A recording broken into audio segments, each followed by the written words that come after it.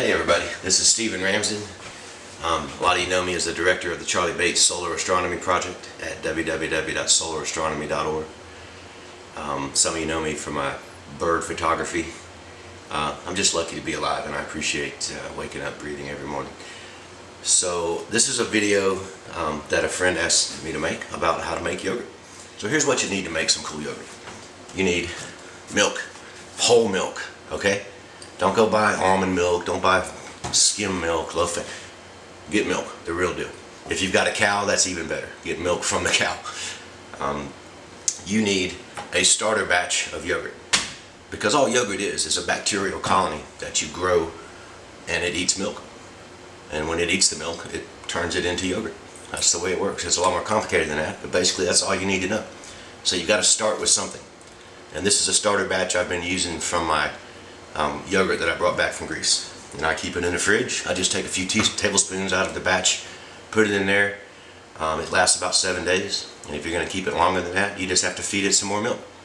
That's it. This is a little colony of yogurt producing microbes. Love them.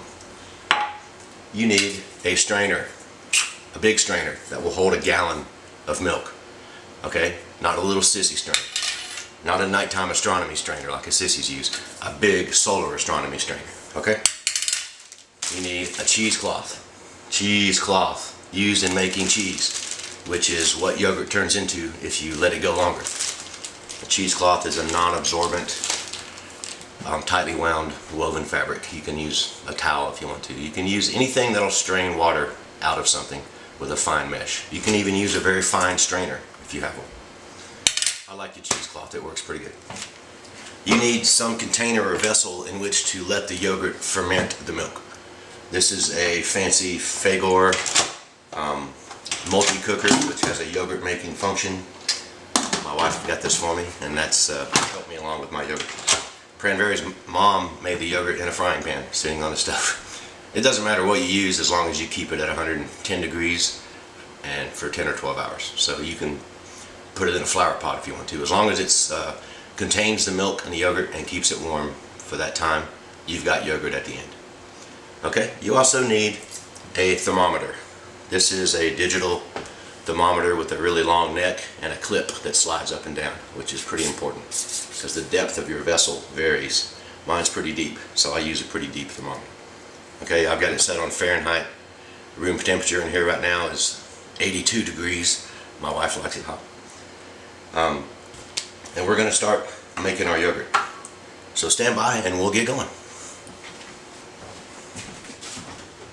Okay, so the first step is to get out your whole milk and pour it into the container, which I did.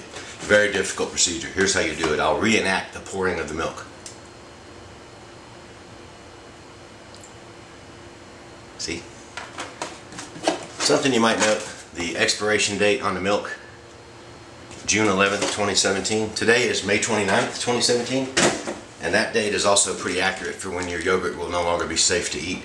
But believe me, long before that day, it'll start tasting like an old smelly gym sock, and you know it's time to get rid of the yogurt. Yogurt's good for about 5 days if you keep it refrigerated. Really, the first day it's wonderful, and every day after that it gets a little more acidic, and you can really taste it when it's getting close to being bad. So we get our thermometer, stick it into the vessel containing the milk.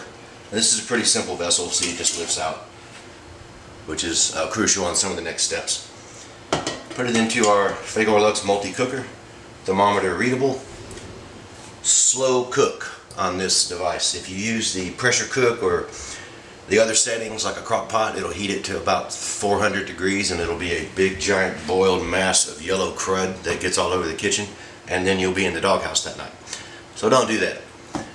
This Fagor Lux multi-cooker has a setting called slow cook, which we'll press, and it's got a timer on it. Doesn't matter, this is going to take about 8 or 10 minutes. Press start, and it's heating up the coils inside to heat the milk.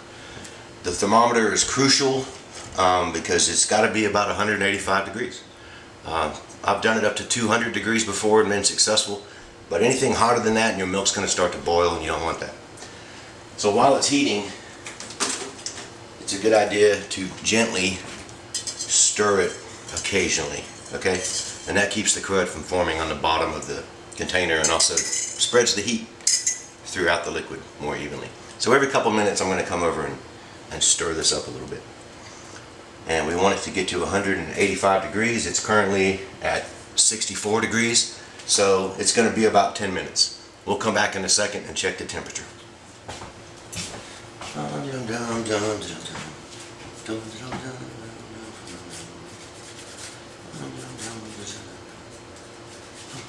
Waiting for the milk to boil.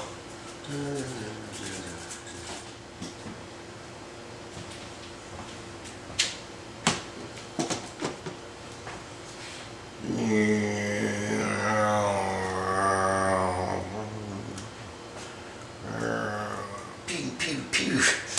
Pew.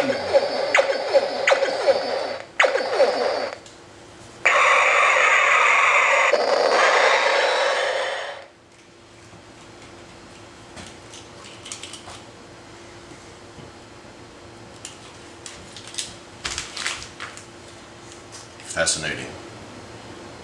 Okay, here we are at 185 degrees. Now 187 degrees, which is fine. Stir it up a little bit. Turned off the crock pot. 182 now. Perfect temperature for the yogurt. So let's take the thermometer out and go over to the cooling process. As you can see, we're filling up the sink with cold water. I'm going to lift the crock pot out using these oven mitts, of course. Lifting out the inner container of the crock pot. Placing it into the cold water. And the purpose of this is to cool the yogurt down to 110 degrees. Okay, so we are now at 100 and I know it's hard to see. We are now at 104 degrees, which is just right. So we're gonna empty out the water, which is now pretty hot. It's absorbed all the heat from the yogurt. So we'll let the water drain out there for a couple minutes and get on with the next step. Okay, so just to recap here, howdy. We have poured a gallon of whole milk into our yogurt maker. Use the slow cook function to heat it up to 185 degrees Fahrenheit. And now, then we cooled it to 110 degrees Fahrenheit. I'm stirring it a little bit and kind of getting out some of the crud that forms in the bottom. And the next step is to add our yogurt culture. So the milk is in the crock pot, or the multi-cooker in this case, whatever vessel you're going to put it in to keep it at a steady temperature. And now it's time to add these little boogers in here to let them start eating. So I'm going to get a spoon, and this is just starter yogurt from the last batch, about 3 tablespoons. Get it out, stick it in here gently. Remember, these are living creatures, so you don't want to just throw it around. Get all of it out that I can. Put it in here. Okay. Save that for later. Now this is a pretty crucial step here.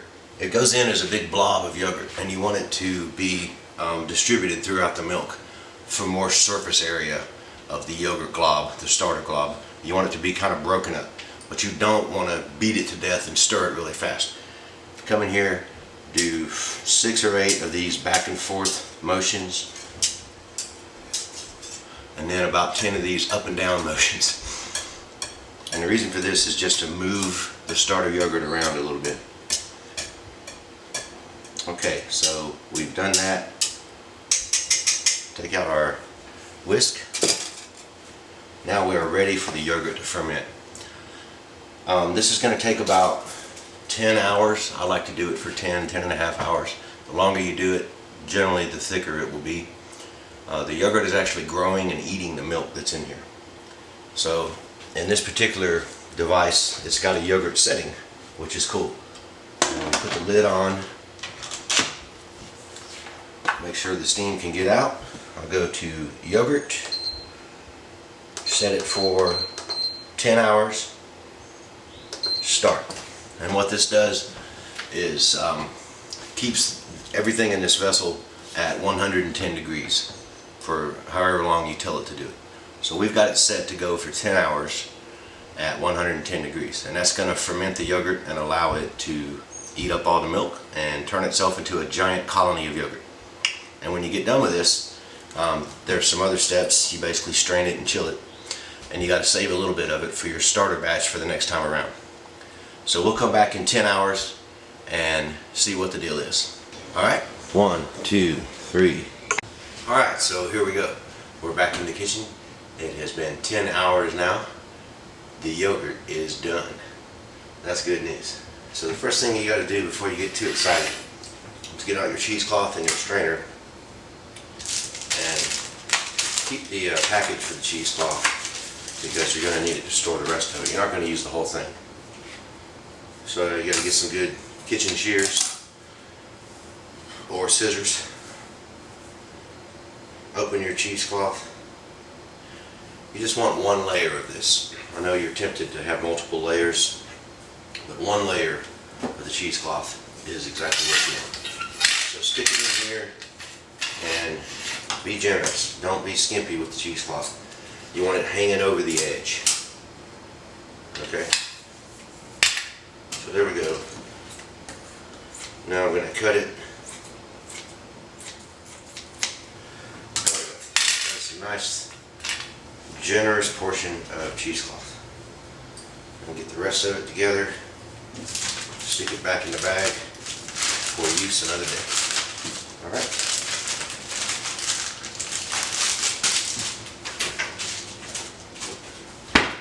Cool. So then you got to take your strainer and put it into something to catch what's going to drain out. By the way, a little lesson here about what's going to drain out. It's called whey, and it's solid protein. It's the same stuff that you pay a bunch of money for in powdered form in the grocery store, and this is what it looks like. This is a mason jar full of whey from the last batch. Milk whey is a very, very good source of protein. If you save this whey, I'm going to pour this out because it's also only as good as the milk's expiration date. But whey can be frozen, and you can use the whey in all kinds of different recipes. You can use it in place of water, in a bread recipe for extra protein. You can pour it into your smoothie mix, which is what Natalie loves to do, to make a super duper protein smoothie. It's got a million uses, and you can freeze it too in some Tupperware. I wouldn't freeze it in the glass, but you can freeze it and use it later. So we are ready for our yogurt mix to go in here and to drain out into the bottom of the pan. So that's what we're going to do. Lift my lid up. There's always some water condensation on the lid. I'm going to bring it over here, pour it out, rinse it. I like a clean kitchen. Oh, it's beautiful. I wish you could see this. Alright, so now we're going to drain our yogurt. This can be messy, okay? Don't let your wife watch this because they're going to yell at you. So we pull out a little container, and it's been sitting here at 110 degrees for 10 hours, so it's not very hot. It's not going to hurt you, so you don't really need the oven mitts. Carefully and slowly pour the yogurt into the strainer. Remember when I told you to get a big strainer capable of holding a gallon? This is why. Okay. Now I'm going to get my spoon. Alright, so we're doing good. Now this yogurt needs to drain. And this is why I chose this big pot that will hold this big strainer. Because if you pour this all into a standard spaghetti strainer that holds a half a gallon, you're not going to have enough room. Plus, you're going to have 2 different stations of straining on. I just want to have 1 station. So I cleared a spot in my refrigerator already, and we're going to put this yogurt into the refrigerator and let it drain for 4 hours at least. I like to let it drain overnight. And the reason I put it into the refrigerator is because when it's done draining, it's also nice and chilled and it's ready to eat. Man. We've got a double door fridge with lots of room, but my wife is a leftover person, so there's usually a lot of leftovers. I had to clear some room in the refrigerator for the yogurt. That's another way you can get in trouble with the significant other, is taking up all the space in the refrigerator with your straining yogurt. So we pick it up and hope that it fits. I can already hear all the whey bouncing around at the bottom of this thing. There, perfect fit. So 10 hours later, we're going to come back to a wonderfully drained yogurt. I'm sorry, 4 hours later. And then you can eat it with your favorite topping, plain if you like. You can eat it with honey. You can eat it with cut stored fruits on top of it, which I like a lot. Blackberries are especially good. But this is going to take about 4 hours, like I said. And what we're doing is draining all the whey protein out of the milk. So see you later, yogurt. Happy draining. And we will check. Here we go for Stephenopoulos Ramsden Nicholas, back with the Greek yogurt. It's been draining for 4 hours in the refrigerator. I believe it's ready to go. So I have myself prepared this large Tupperware container that'll hold about a half gallon of milk. You're going to find that the gallon of milk turns into about a half gallon of yogurt and about a half gallon of whey, maybe a little bit more whey than that, because the yogurt is really thick and creamy, but it's got a lot of air in it. So by volume, the resulting contents are going to be more than a gallon. So we're going to get the yogurt out and hopefully easily just slide it right into this Tupperware container, put it in the refrigerator overnight, and then tomorrow morning you're going to have some absolutely delicious, thick, creamy Greek yogurt to serve for breakfast with some fruit. So here we go. I hope this works. I'm going to reach over here, get my yogurt out of the refrigerator. Remember now, it's been draining for 4 hours in the refrigerator, and here it is. Wonderful. We already emptied out our 1 batch of milk whey, which looks like this, and it's been sitting in the fridge getting cold, so Natalie can use it in her smoothies.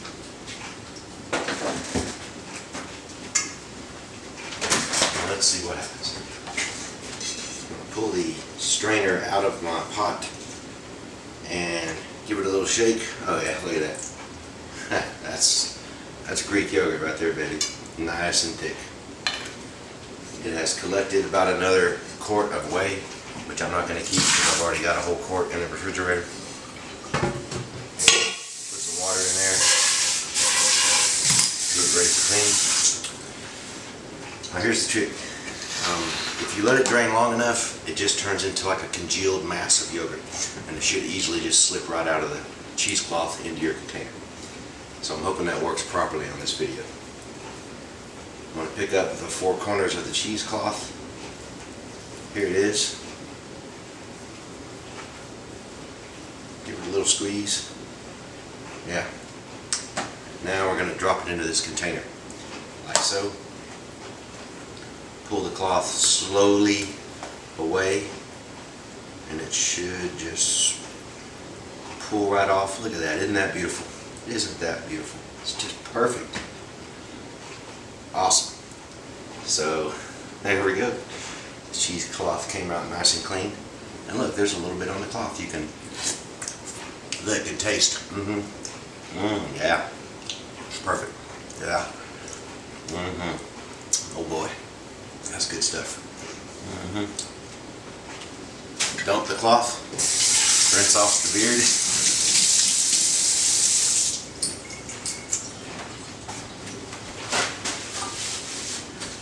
friends, you have a half gallon of the most delicious Greek yogurt you're ever going to have in your life. It's perfect, and the best thing about it is you made it yourself. I'm going to seal this up in my Tupperware. If you've got a glass container this big, it's better in glass. I don't know why, but it is. So here we go.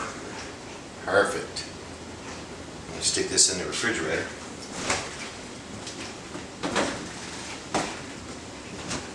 Do a little bit of cleanup, and I can't wait for the morning.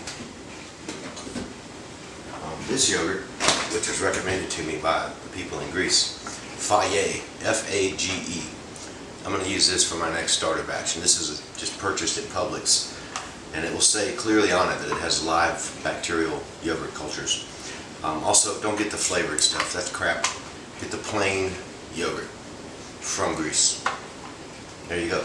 I hope you enjoyed this video, and the last thing we're going to do is maybe add a little snippet in here of what it looks like in the morning, and then we'll be done. So thanks for watching.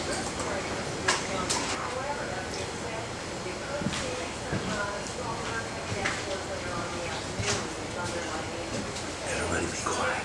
It's 5:30 in the morning, and I'm going to get out my yummy yogurt, but I can't wake up now, so everybody be quiet.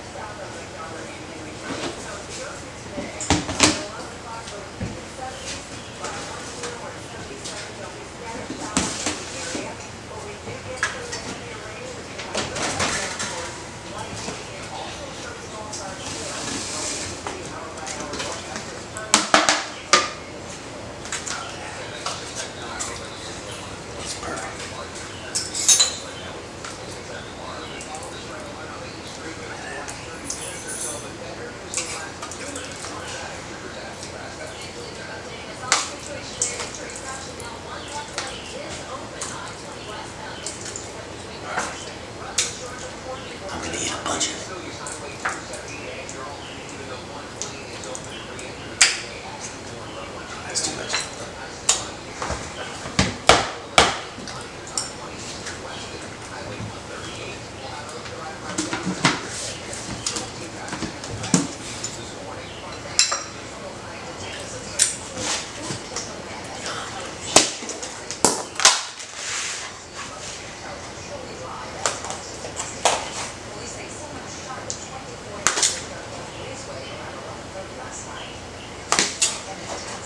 For breakfast every morning. It's like ice cream cereal.